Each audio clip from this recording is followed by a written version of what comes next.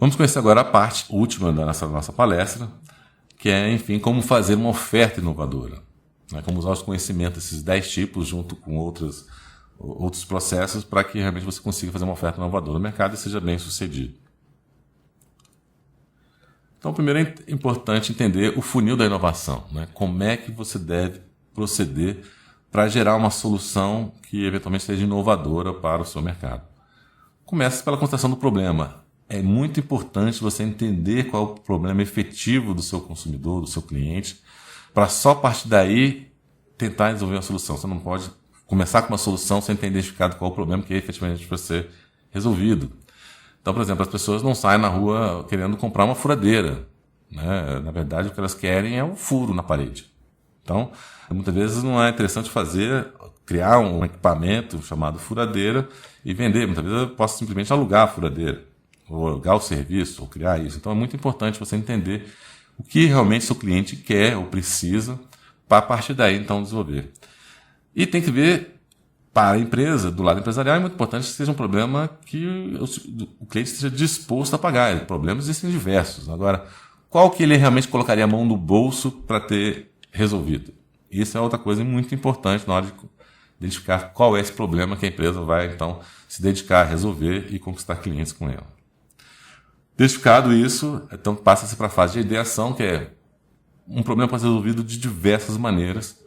Tem que se identificar qual é a melhor ideia, qual é a melhor solução capaz de resolver aqui de maneira que a empresa ganhe dinheiro, quando saia satisfeito e resolva o problema dele. Então tem toda uma fase de geração de ideias, que nessa fase é muito importante que se deixe as ideias fluírem entre os funcionários ou mesmo clientes que interagem com a empresa, uma situação de inovação aberta. Mas, a partir dali, escolhe-se qual é a melhor ideia e aí, então, passa-se para a fase seguinte, que é a conceituação. Então, você já tem um problema, já tem uma ideia que é capaz de resolver aquele problema, agora vamos conceituar. E é aqui que é muito importante os 10 tipos, É aqui que você vai tentar estruturar a sua oferta com alguns tipos para que então você consiga desenvolver aquela solução idealizada na fase anterior. Feito e considerado esses tipos que consigam implementar muito bem essa ideia, essa solução, aí sim você vai para a parte de implementação, que é a parte prática, botar a mão na massa e fazer isso acontecer. Agora, como nós vimos anteriormente, isso é muito importante que seja feito de maneira cíclica. Hoje, os intervalos entre uma inovação e outra são muito curtos. Então, é muito importante que você não só identifique um problema, ache uma solução inovadora, mas continue a fazer isso sempre que possível dentro da sua empresa. Crie um processo realmente cíclico de identificar novos problemas, ter novas ideias, conceituar uma nova solução, implementar o mesmo, seja ela uma inovação incremental, ou seja, melhorar o que você já tem, fazer uma nova oferta mais aprimorada, mais sofisticada, ou uma inovação mais disruptiva, algo que realmente ninguém pensou antes, com um problema novo que você vai resolver, e você precisa criar essa gestão dentro da sua empresa. Mas esse é motivo de um outro curso da palestra. Só estou alertando do fato da necessidade de se ter um processo de inovação. E o processo, então, precisa ser bem gerido para que, então, seja bem sucedido. Outro aspecto importante de ser trabalhado é estudar bem o mercado. É muito importante você estudar esse processo de inovação e entender muito bem o seu mercado, saber como os seus concorrentes estão lidando com as suas ofertas, quais são os tipos que eles estão trabalhando mais. Então, numa determinada época, se você analisar todas as ofertas de todos os seus concorrentes, por exemplo, você vai poder identificar que a maioria, de repente, está usando muito o tipo rede, o tipo estrutura. Alguns estão usando serviços, por exemplo, mas poucos estão, nesse cenário apresentado, trabalhando um modelo de lucro diferente, ou um sistema de produto diferente, ou estão investindo muito pouco no envolvimento com o cliente. Então, se você quiser realmente se diferenciar rapidamente no mercado, do que está se apresentando, busque novas táticas para o modelo de lucro, novas táticas para o seu sistema de produto, novas táticas para o envolvimento com o cliente, que você vai conseguir se destacar rapidamente nesse ambiente e, se a sua solução for realmente muito boa, atender realmente a demanda do cliente, você vai se destacar muito rapidamente, trabalhando outros tipos que os seus concorrentes não estejam trabalhando, Outras táticas que eles não estejam trabalhando. Isso é muito importante para você fazer uma oferta diferenciada. Vamos abordar aqui um caso, por exemplo, do iTunes, Essa é uma oferta, note que a gente faz análise da oferta, a gente faz análise da Apple em si, Usando os tipos, a gente faz análise da oferta que a Apple fez ao mercado. Então, o iTunes, quando surgiu, ele era uma loja de música, né? Mas, na verdade, já existiam tocadores de MP3, as pessoas já conseguiam baixar as músicas de maneira, ainda que ilegal, na rede. Isso, obviamente, causava um descontentamento muito grande das gravadoras. E, de repente, surgiu no mercado a solução Apple, que resolveu todos os problemas encontrados. Ele conseguiu com que as pessoas conseguissem baixar suas músicas pagando um valor muito pequeno. Não era zero, como eu baixava antes, mas muito pequeno. Somente para as músicas que queriam ouvir. Para isso, ela teve que fazer uma série de acordos com as gravadoras antes de fazer essa oferta ao mercado. Nós vamos conhecer agora detalhadamente quais foram os tipos utilizados pela Apple nessa oferta extremamente bem sucedida e que depois então foi estendida para a parte de aplicativos com a Apple Store, por exemplo. Então, mesmo vamos entender o modelo de lucro adotado pela Apple nessa sua oferta. Então, ela trabalhou muito fortemente com licenças. Para que o cliente conseguisse baixar as músicas no seu MP3, ela tinha que acessar a sua loja, a iTunes, com o seu equipamento.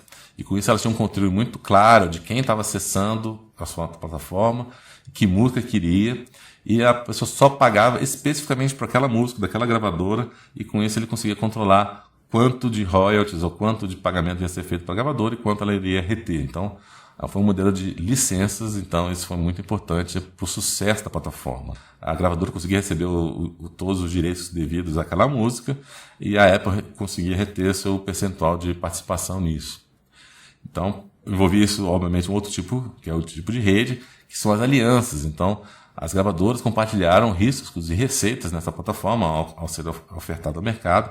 Ninguém sabia exatamente como é que ia ser a demanda, como é que ia ser essa oferta da Apple, mas foi feito um trabalho conjunto que permitiu que cada uma das partes ganhasse com isso. Não foi só a Apple que ganhou, as gravadoras ganharam, e com isso cada um foi muito bem sucedido com a sua especialidade, né? Outro tipo envolvido nessa oferta da Apple foi a parte de processo. Então, tinha um design estratégico muito forte nos seus produtos. Tudo que é feito na loja, todos os procedimentos adotados para que a pessoa conseguisse acessar a música do seu gosto preferido. As gravadoras também conseguiam fazer o uso da plataforma, fazendo upload das suas músicas na plataforma. E isso foi estendido por diversos outros produtos da loja, tanto que os celulares, na extensão para a Apple Store, também tiveram essa mesma consistência. Então, o design dos produtos da Apple são muito padronizados, o que facilita muito o aprendizado, quem muda de um produto para o outro. O uso da loja, iTunes, da Apple Store são muito similares, e isso permitiu, então, que fosse facilmente adotado o produto pelos consumidores da marca. No desempenho do produto, percebam que a parte de design da Apple sempre foi uma característica muito forte da empresa.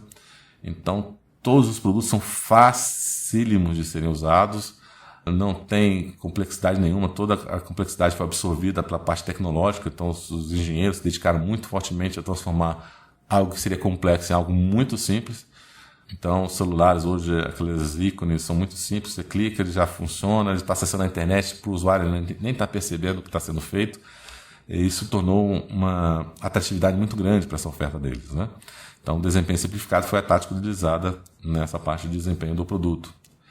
A nível de sistema, a Apple sempre trabalhou os seus produtos e produtos complementares de maneira bastante fechada. Então, quem compra o aparelho tem que usar o carregador específico da Apple, tem que usar o headphone específico da Apple. Eles foram criando um sistema que, ao comprar o celular, você já tem uma série de outros produtos atrelados que são conectados e têm que ser trabalhados com a marca. Ainda que ele não produza, pode ser um terceiro, mas leva a marca deles, né?